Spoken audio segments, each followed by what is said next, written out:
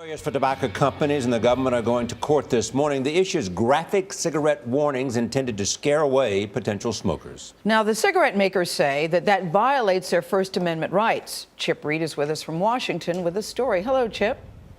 Well, good morning, Gail and Charlie. Later today in this courthouse, the Obama administration and Big Tobacco will square off in a high-stakes battle over just how far the federal government can go to stop you from smoking. And we should warn you, some of the images you're about to see are quite graphic.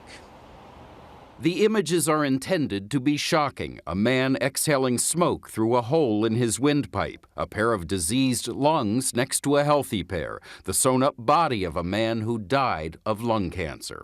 If they're hard to look at, that was exactly the goal when the Food and Drug Administration ordered tobacco companies to place these images on cigarette packs as part of its aggressive effort to convince Americans, especially children and teens, not to smoke. It's been proven in study after study that these images deter young people from starting to smoke, from buying a cigarette package. But in February, a federal judge ruled that forcing tobacco companies to use the images violates their constitutional right to free speech. The Obama administration appealed. Today, the cigarette companies will argue that the government cannot force them to display disturbing images that are even more prominent than their own labels. The Supreme Court has said that the government cannot manipulate speech in this way to try to put the thumb on the scales to get people to do what they want, not be making their own choices in the marketplace. I'm married,